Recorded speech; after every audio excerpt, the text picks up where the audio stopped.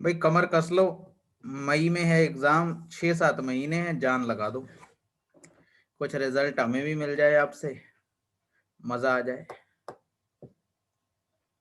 ठीक है ना। इंग्लिश में 19 सही, CHSL में कम से कम 23 सही होने चाहिए इंग्लिश में, CGL के प्री में भी। ठीक है ना, कम से कम 23 तो होने चाहिए। इतना पढ़ने के बाद 6 कैसे गलत हो गए। ठीक है भाई, अभी आपका सिलेबस भी पूरा नहीं हुआ था उस टाइम तक, कोई बात नहीं, you will do better next time. करें भाई, क्वेश्चन करें।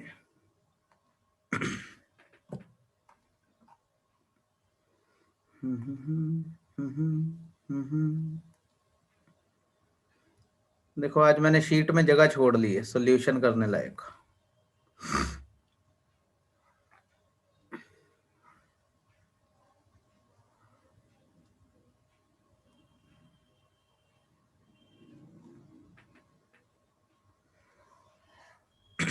देखो भाई, एक कार्यालय में 40%, अब फटाफट आंसर दो, देखो छोड़ो बाकी सारी बातें। एक कार्यालय में 40% महिला कर्मचारी है, 40% महिला कर्मचारी है, उसमें से 40% महिलाओं और 60% पुरुषों ने मेरे पक्ष में मतदान किया। तो बताओ मेरे मतों का प्रतिशत कितना रहा। कितना आसान बात है। आप मान लो टोटल 100 लोग हैं, 100 में से 40 महिलाएं हैं, तो 60 पुरुष होंगे। 40 महिलाओं में से भी 40% लोगों ने इसके पक्ष में मतदान किया, तो 40 का 40% 16, और 60 का 60% 36, 36 और 16 52, 52% आंसर आएगा। बताओ किसे परेशानी है ऐसे करने में। भाई अगर 40% महिला है तो 60% पुरुष हैं, 40-60 का रेशो है। 40 महिलाओं में से 40% महिलाओं ने मतदान किया, मतलब 4 चौक 16% हो गई, और 60 का 60%, 36, 36 और 16 52, 52% लोगों ने मुझे मतदान किया है।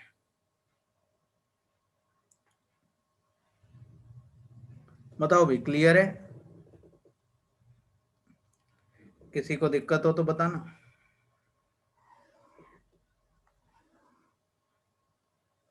बताओ, चीनी के प्राइस में 25% इंक्रीज हो गया तो कोई आदमी उस पर आने वाले खर्चे को कितने परसेंट बढ़ा या घटा दे कि उसकी खपत 20% बढ़ जाए। बोलो इसका आंसर दो फटाफट।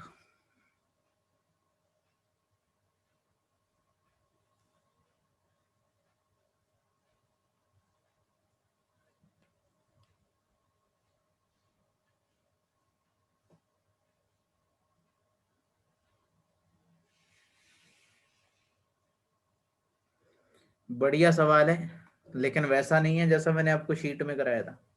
देखो प्राइस में 25% वृद्धि हो गई, 25% का मतलब 1/4, मतलब पहले कीमत 4 थी तो अब कितनी हो गई, 5 हो गई।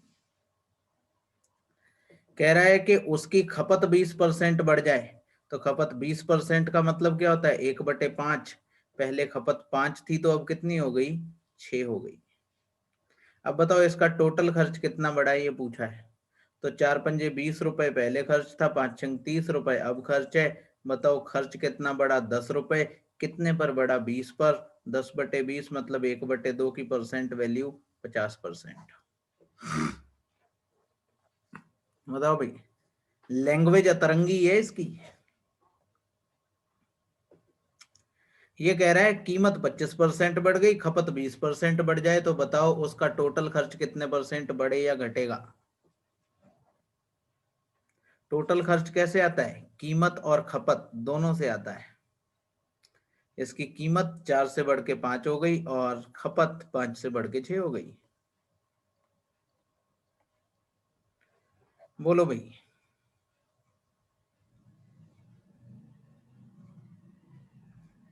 कोई समस्या, कोई परेशानी, कोई डाउट? कोई नहीं बोल रहा, सबको आ गया। ठीक।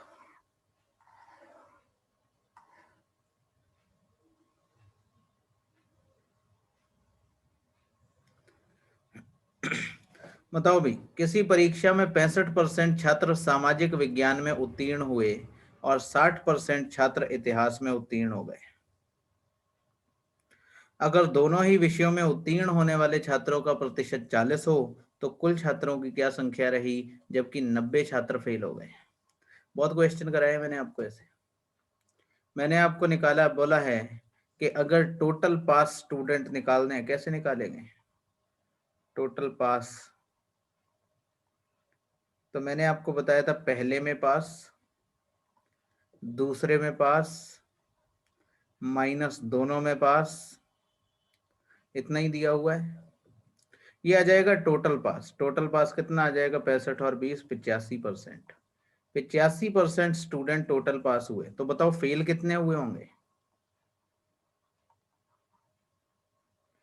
दोनों सब्जेक्ट में फेल होने वाले लोग रहे होंगे 15%, और इन 15% की वैल्यू कितनी दे रखी है, 90। आपसे पूछ रहा है टोटल स्टूडेंट बताओ, मतलब 100% की वैल्यू कितनी आ जाएगी, 600। भाई कई क्वेश्चन कराए मैंने आपको ऐसे।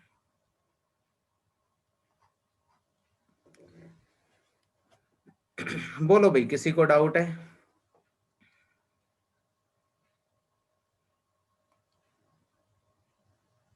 नहीं है तो आगे बढ़ जाए।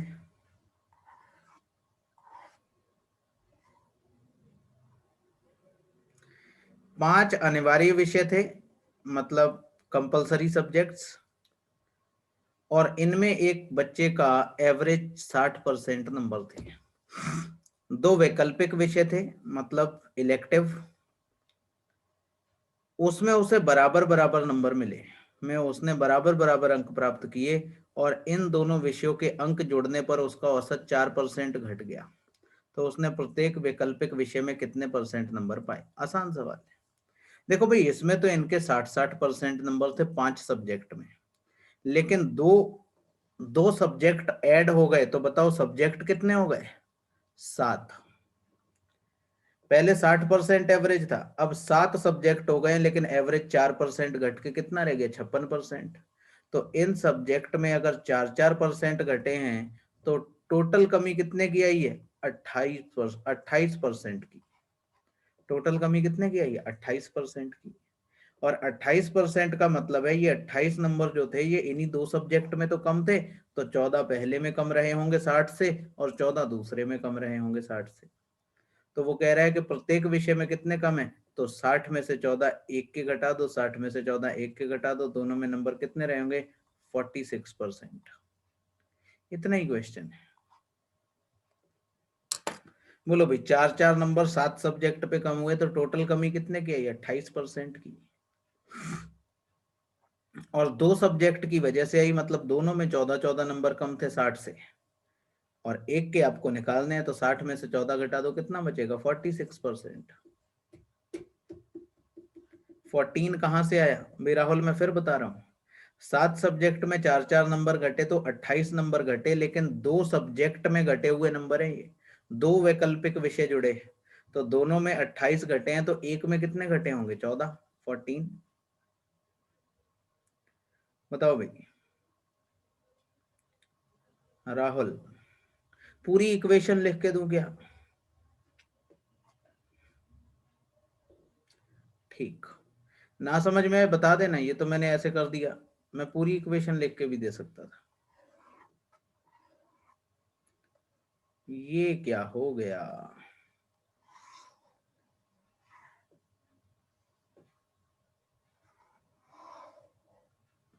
ये तो सवाल पढ़ने में ही दिक्कत हो गई।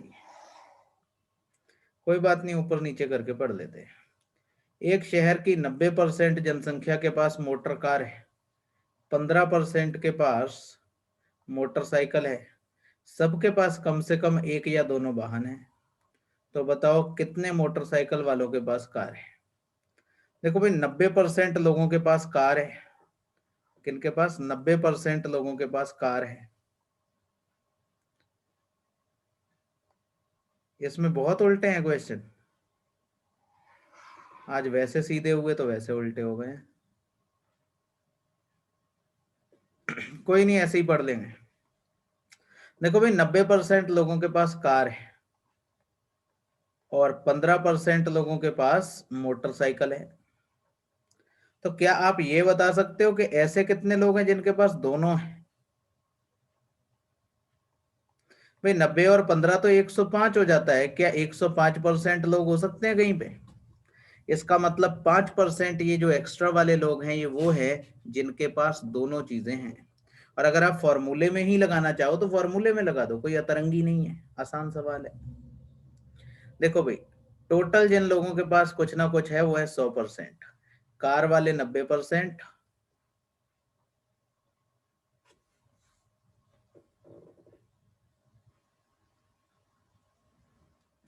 कार वाले 90%, मोटरसाइकिल वाले 15%, माइनस दोनों वाले, दोनों व्हीकल वाले घटाने पड़ेंगे इसमें से। दोनों वाले एक्स मान लो, एक्स की वैल्यू कितनी आएगी? 5%। 5% लोग वो हैं जिनके पास दोनों चीजें हैं, कार भी है बाइक भी है। कह रहा है ये बताओ कितने परसेंट मोटरसाइकिल वालों के पास कार है? तो देखो 5% लोग ही हैं जिनके पास मोटरसाइकिल भी है और कार भी। और मोटरसाइकिल वाले कितने? 15। 15 में से 5 लोग ऐसे हैं जिनके पास कार भी है। तो 5/15 का मतलब 1/3, और 1/3 का मतलब 33 से ही 1/3%।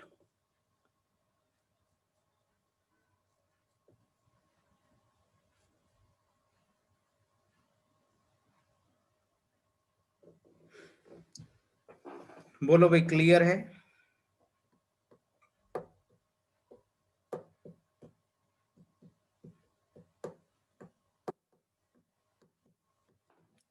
कोई नहीं बोल रहा, मतलब आपको पता है ये क्या हुआ है यहाँ पे?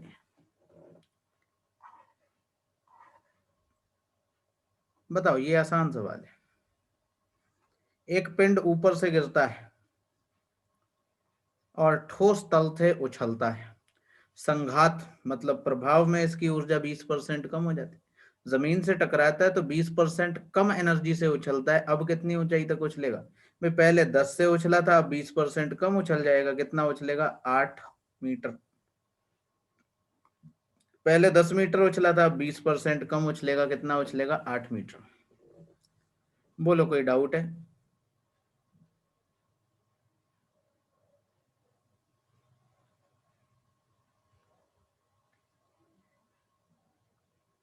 कोई डाउट किसी भी तरह का?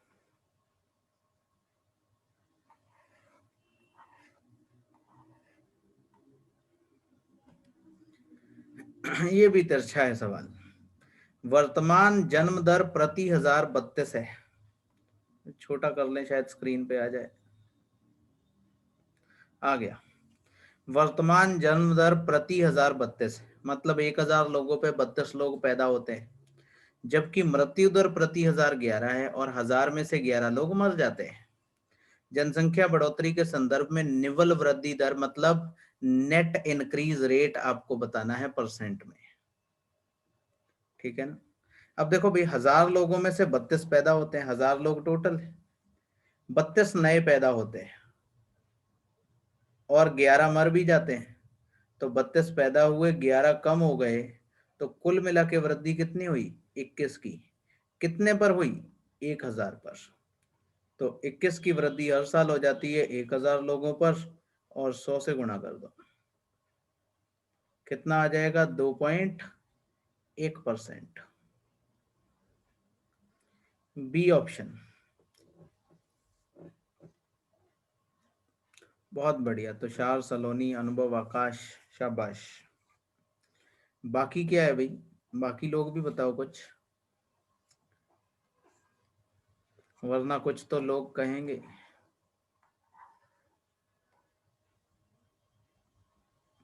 ऐसे बताओ, आज टेढ़े अक्षर भी पढ़ना सीख जाओगे। किसी आयत की चौड़ाई a और लंबाई b है। चौड़ाई में 20% कमी कर दी और लंबाई में 10% बढ़ोतरी कर दी, तब वर्तमान क्षेत्रफल क्या होगा? देखो भाई, क्षेत्रफल तो a गुणा b होता है, लंबाई गुणा चौड़ाई। लेकिन 20% चौड़ाई कम कर दी और लंबाई 10% बढ़ा दी। ठीक है ना? तो आप इसे ऐसे सॉल्व कर लो कि मान लो एक था, या मान लो एक्स पाई वाला फॉर्मूला लगा दो।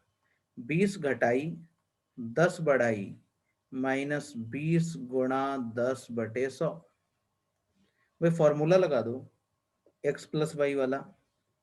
तो 20 में से 10 गया -10, -10 और -2 कितना हो जाएगा? -12। -12% की कमी आएगी। 12% की कमी का मतलब क्या है? 0.12 कम हो जाएगा एरिया। परसेंट का मतलब बटे में 100 ही तो होता है। 0.12 एरिया कम हो जाएगा। अभी तक कितना था? 1 AB। जहां पे कुछ नहीं है तो 1 है। एक में से 0.22 घटेगा तो कितना बचेगा? 0.88 AB। नया एरिया क्या हो जाएगा? 0.88 AB। बहुत बढ़िया। तुषार, सलोनी, दीपक, अनुभव। 12% कमी हो जाएगी। एक से घटेगा तो 0.88 रह जाएगा। कुछ बड़ा क्वेश्चन तो नहीं। लास्ट वाली बात समझ में नहीं आई। अच्छा ये बताओ कि एरिया 12% घटेगा आकाश, ये बात समझ में आई? एरिया 12% घटेगा, ये बात समझ में आ गई? अभी देखो एरिया पहले था A × B। इसे 12% घटा दो। 12% घटाएंगे तो ये कितना बचेगा? 88%। तो ये कितना हो जाएगा? 0.88 AB। अब समझ में आई? आकाश बोलो। ठीक, जैसे समझ में आ जाए।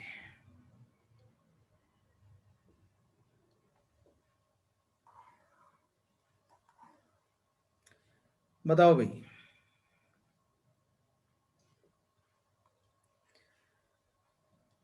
दो उम्मीदवारों के बीच हुए चुनाव में एक उम्मीदवार कुल वैध वोटों का 55% प्राप्त करता है।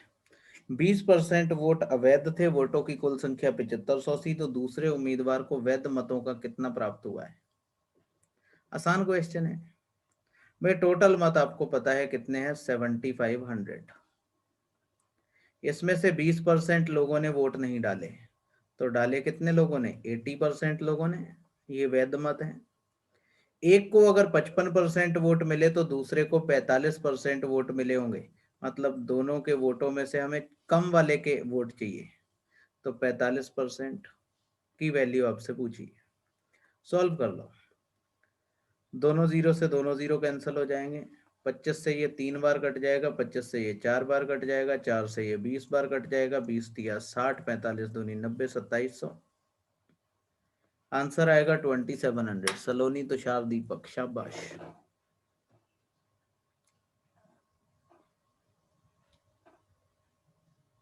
एक को 55 मिलते हैं तो दूसरे को 45 मिलेंगे। 80 में से 55 मत घटा देना, गलत हो जाएगा। वो कह रहा है वैध मतों का जो वैलिड है उसमें से अगर 55% उसे मिले तो 45 उसे मिले होंगे। अगला बताओ ये क्वेश्चन।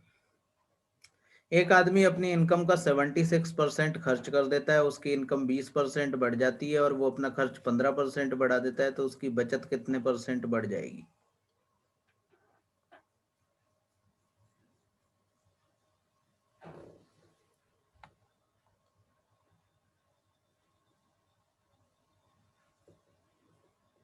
कोई बहुत मुश्किल बात तो है नहीं। अगर 100 रुपए कमाता था तो 76 खर्च करता था तो 24 रुपए बचाता था। अब उसकी इनकम 20% बढ़ गई तो 120 हो गई। खर्च 15% बढ़ गया तो 76 का 15% निकाल दो। 15 छके 90 कितना ऐड हो जाएगा? 15 छके 90, 15 सत्ते 105, 114, 11 रुपए 40 पैसे बढ़ जाएगी इसकी खर्च। कितना हो जाएगा? 87.4। सेविंग्स कितनी हो जाएगी? 120 में से इसे घटा दो। 12.6, 32.6। कह रहा है बचत में कितनी वृद्धि हुई है, ठीक है ना? तो देखो बचत 24 से बढ़ के इतनी हो गई। बल्कि ऐसे लिखते भी नहीं, आप ऐसे लिख लेते। हमें क्या मतलब है उसकी नई बचत कितनी हो गई? डायरेक्ट बचत ही देखते कितनी बढ़ गई। 100 पे 20% ये बढ़ गया। खर्चा 11.4 बढ़ गया। इसमें से इसे घटा दो। नई बचत कितनी हो गई? 8.6 रुपए बचत बढ़ गई। कितने पर बढ़ी? 24 पर बढ़ी। परसेंट निकालने के लिए 100 से गुणा कर दो। भाई पुरानी बचत 100 थी, 100 पे बढ़ गया 8.4। सॉल्व कर लो। पॉइंट से ये जीरो कट जाएगा। 6 से इसे काट दो 4 बार कट जाएगा, 6 से ये कितनी बार कट जाएगा, 14 बार कट जाएगा। 4 से इसे फिर काट दो, ये 5 बार और ये 7 बार कट जाएगा। कितना, 35% इसकी बचत बढ़ जाएगी। मेरा नहीं आ रहा अभी 33 से 1/3।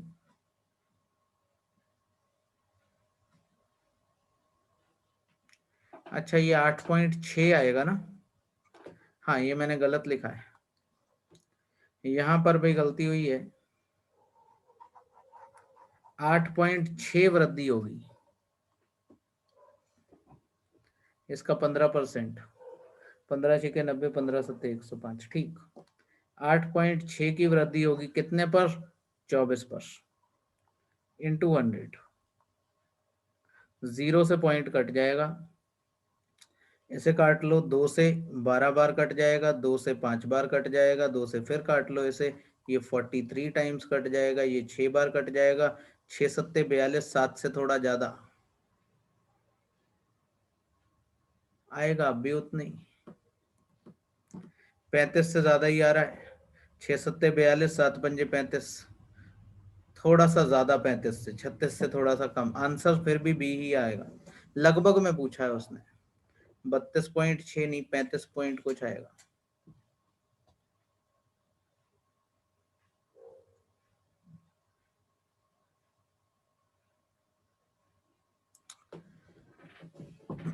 बोलो भाई, इतना ही आ रहा है ना, 35 से थोड़ा ज्यादा। अब तो कैलकुलेशन में गलती नहीं है।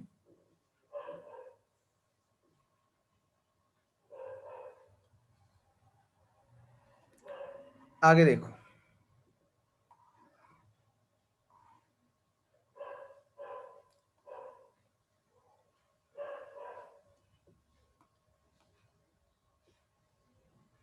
बताओ। 13 लाख नहीं, 1,33,100 मूल्य का एक भवन 72,900 रुपए की जमीन पर बनाया गया है।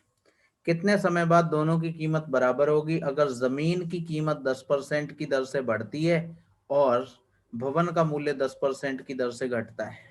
ठीक है ना, ये आपको बताना है कितने समय बाद होगी। अगर इक्वेशन में लिखो तो पूरा भी लिख सकते हो, लेकिन कॉमन सेंस से ऐसे आंसर लगाओगे तो ज्यादा आसानी से लग जाएगा।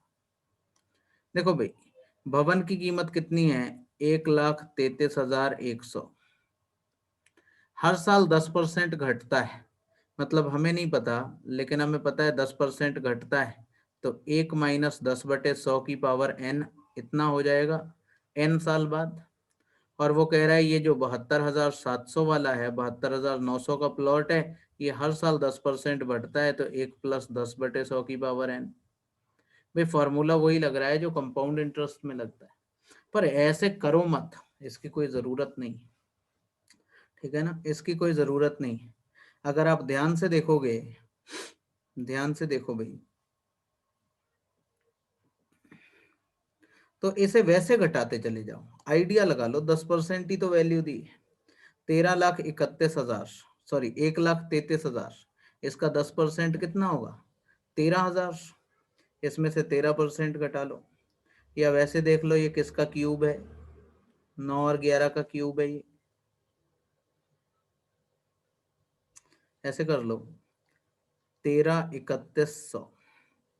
मैं आपसे कह रहा हूं कि ऐसे हो जाएगा, पर मैं आपसे कह रहा हूं ऐसे करो मत। ऐसे करो कि इसकी कीमत हर साल 90% हो जाती और इसकी कीमत हर साल 110% हो जाती। तो इन्हें देखते जाओ कब ये बराबर होंगे। ठीक है ना, इसको काटो, 0 से 0 कट जाएगा, इसकी कीमत 90% रह जाएगी। 90% का मतलब कितनी हो जाएगी,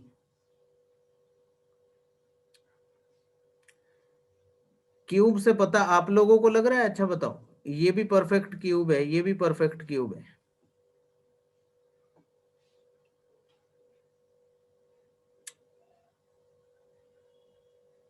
अगर आप लोग क्यूब से समझ रहे हो तो ऐसे ही लगा दो आंसर। मैं तो ये समझाने की कोशिश कर रहा हूँ कि कैसे बढ़ घट रहा है। अगर आप ऐसे ही समझ पा रहे हो तो बस बात खत्म हो गई, फिर तो कुछ करना ही नहीं है। हम कभी इस क्वेश्चन को सॉल्व नहीं करते, ऐसे ही देख लेते, ये क्यूब है, परफेक्ट क्यूब है, ये भी परफेक्ट क्यूब है। ये 3 बार बढ़ा है, ये 3 बार घटा है, ये 10 से घट के 9 रह गया, ये 10 से घट के 11 हो गया हर साल।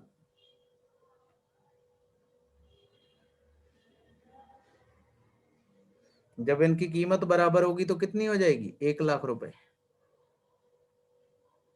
देखो ये 1 लाख से 3 बार 10-10% बढ़ के यहाँ हो गया, और ये 1 लाख से 10-10% घट के यहाँ हो गया। ठीक है, अगर क्लियर है तो छोड़ो, कैलकुलेशन में जाना क्यों है। मुझे लगा आप ऐसे समझेंगे नहीं, इसलिए मैं लंबे चौड़ी कहानी में जा रहा था। दिव्यांशु की आय 25% बढ़ी और प्रकाश की आय से 1.5 गुना हो गई। वृद्धि से पहले दिव्यांशु की कुल परिलब्धियां मतलब सैलरी कितनी थी? बताओ कितनी थी, बताओ भाई।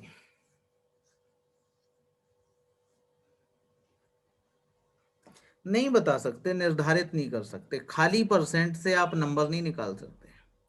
कोई नंबर भी दिया होता, ये जो है ये सिर्फ परसेंट दिए हैं आपको, तो इनसे तो बात बनेगी नहीं। कोई नंबर भी दिया होता जिस पर हम इसे बढ़ाते घटाते, तभी हम कह सकते थे कि निर्धारित कर सकते हैं इतनी होगी। अभी निर्धारित ही नहीं कर सकते। आंसर आएगा सी, डेटा इनसफिशिएंट।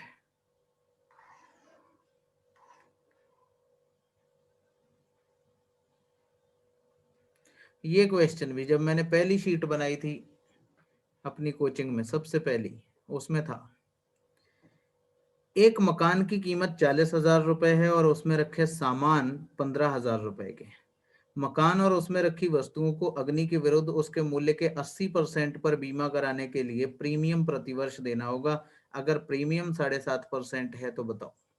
अब इसे समझ लेना भाई, 40,000 का मकान है और 15,000 की चीजें, ठीक है ना, तो कुल मिला के हो गया 55,000 का सामान। जैसे मैं कहूं कि साहब मेरा 55,000 का मकान है, मुझे इसका बीमा कराना है, तो बीमा कंपनी कभी 100% पे बीमा नहीं करती। वो कहती ठीक है, अगर इसमें कोई कल को आग लग जाए, जल जाए, खत्म हो जाए, भूकंप आ जाए, तो हम इसका इतना परसेंट आपको कंपनसेट करेंगे अगर ऐसा होगा। तो अभी ये कह रहा है 80% तक इसे क्या किया जा सकता है बीमा, 55,000 नहीं मिलेगा।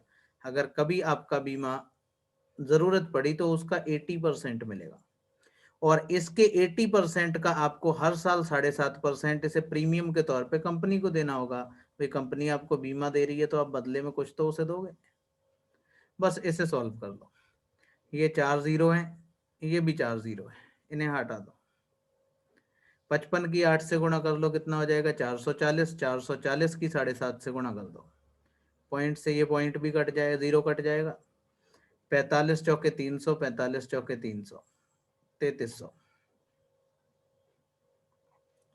बोलो भाई, समझ आया? क्लियर है बात?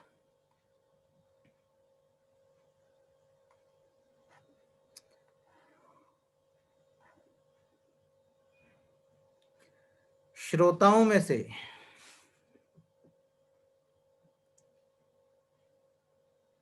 एक बार और, वंस मोर, एक बारी होर। क्यों आकाश भाई, कुछ क्वेश्चन नहीं, समझने की बात है। 55,000 का सामान है, मकान और सामान मिला के, और अगर वो, अगर मान लो आपका आपका तो रहने दो, अगर मान लो आपके पड़ोसी का घर और मकान और सामान 55,000 रुपए का है, और वो उसका बीमा करवा लेता है, तो जब वो बीमा कराएगा तो क्या कंपनी उसे 55,000 देगी? नहीं, कंपनी अपने हिसाब से आंकेगी कि साहब ये 55,000 की चीज नहीं है, आपके कहने से नहीं होगा। कंपनी ने आका कि हमें लगता है कि जितनी आप बता रहे हो उससे 80% कीमत है इस मकान और सामान की। मतलब कभी ये जल खप जाता है तो हम 55,000 का 80% आपको देंगे, और वो जो पैसा हम देंगे उसका 7.5% हम प्रीमियम लेंगे। मतलब ये पैसा आपको हमें हर साल देना पड़ेगा, हर साल आप 7.5% दोगे, और कहीं बीच में कोई नुकसान हो जाता है तो वो नुकसान के भरपाई हम करेंगे। आकाश समझ रहे हो बात को? ठीक, इसमें बताओ भी आंसर, ये तो कोई क्वेश्चन नहीं है। 1/6 भाग पुरुष हैं श्रोताओं में, 1/3 महिलाएं हैं। और बताओ शेष बच्चे हैं तो बच्चों की संख्या श्रोताओं की संख्या का कितने प्रतिशत है? देखो भाई, हमें ये तो नहीं पता कि श्रोता कितने, लेकिन 1/6 पुरुष हैं, 1/3 महिलाएं हैं और बाकी बच्चे हैं। तो हम मान लें कि टोटल श्रोता 6 हैं। भाई मान लेते हैं, क्योंकि 3 और 6 से कटने वाला नंबर सबसे छोटा कौन है? 6। तो इससे हमें पता लगता है एक तो पुरुष, दो तो महिलाएं। तो बताओ बच्चे कितने होंगे? 3। 3 बच्चे हैं। और बताओ श्रोताओं की संख्या का ये कितने परसेंट है? श्रोता है 6, हमने माने। कितना आ जाएगा? 50%। 50% श्रोताओं की संख्या का बच्चे है।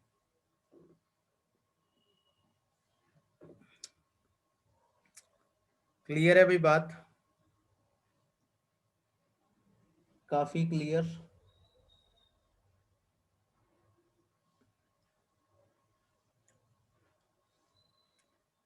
एक बारी होर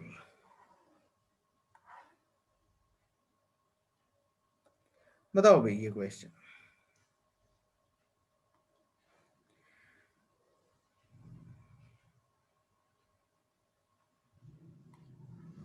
और छोटा कर लें, दिख नहीं रहा।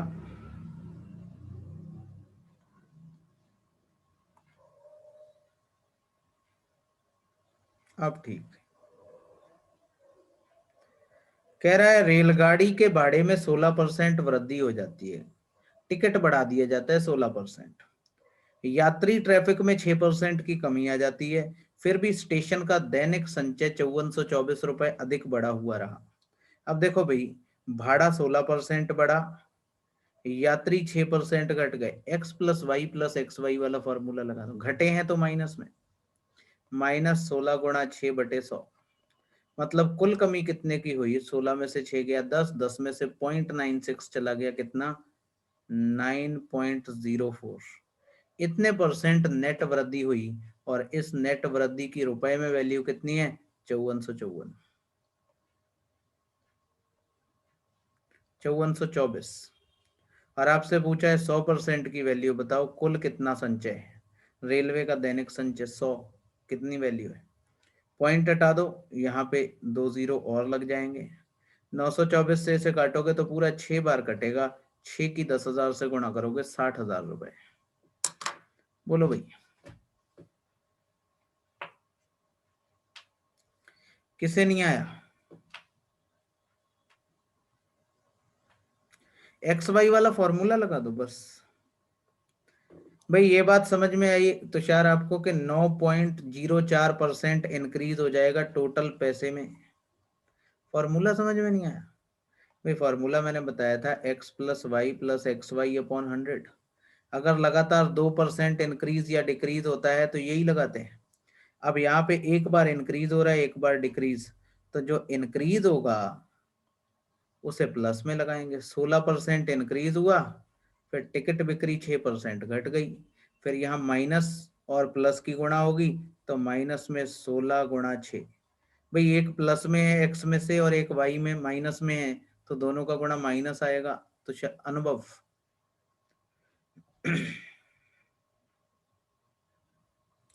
एक कम हो रहा है, एक बढ़ रहा है, एक माइनस एक प्लस। y की वैल्यू माइनस है, x की प्लस, तो दोनों का मल्टीप्लाई कितना हो जाएगा? नेगेटिव हो जाएगा। बाकी क्लियर है भाई? बहुत बढ़िया। मतलब ये आपके लिए काफी अतरंगी साबित हुआ है। ये देखो भाई एक और क्वेश्चन कह रहा है किसी नगर की 4 वर्ष की उत्तरोत्तर जनगणना में क्रमशः 20% वृद्धि, 20% वृद्धि, 20% कमी, फिर 20% कमी हो जाती। 4 साल में जनसंख्या में टोटल परिवर्तन कितना आएगा? कैसे भी कर दो, ठीक है। 20-20% पहले वृद्धि हुई तो हम मान लेते हैं जनसंख्या 100 थी। 2 साल तो 20-20% वृद्धि हुई, तो 6/5, 6/5 होती रही। भाई 120/100, 120/100 को क्या लिख सकते हैं? 6/5। फिर 2 साल 20-20% कमी हुई तो जनसंख्या 80-80% रह गई। 80% को 4/5 और 4/5 लिख सकते हैं, कोई प्रॉब्लम नहीं है। काट लो इसे, 5×5 = 25 से ये कट जाएगा 4 बार। और कुछ मत काटो, बाकी आप मल्टीप्लाई कर लो। 6 छंग 36, 4 चौक 16 चौके 64, 64 की 36 से गुणा कर दो। 36 का पहाड़ा तो आपको आता ही होगा। 36 चौके कितना होता है 144, हासिल लगा 14। 36 छिंग कितना होता है 216, 216 और 14 कितना हो जाएगा 230, कितना रह जाएगा बटे 25, 25 से इसे भाग दे दो, 25 ने में 225, फिर 5 बचा 54 हो गया, 25 दूनी 50, फिर 25 एकम 25, 25 छिंग 100 से घट के जनसंख्या 92.16 रह गई, मतलब 7.84 की कमी हो गई। 7.84 की कमी हो गई, 100 से घट के 92.6 रह गई।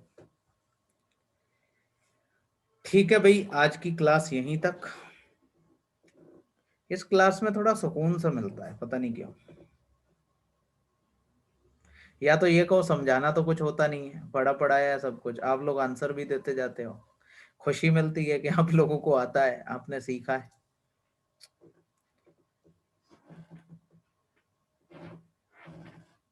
अच्छी सी लगती है ये क्लास। हाँ, बिना टेंशन की क्लास होती, आपको भी कुछ बहुत झंझट नहीं होता कि हाँ कुछ नया पढ़ना है। ठीक है भाई, बाकी बात करते हैं कल। Thank you very much. अगले हफ्ते में देखेंगे इंग्लिश के भी ना एक एक सेशन जो है वो स्टार्ट कर देंगे। थोड़ा सा टाइमिंग इधर उधर थोड़ा बहुत कर लेंगे, आधा घंटा। ठीक है भाई, थैंक यू वेरी मच।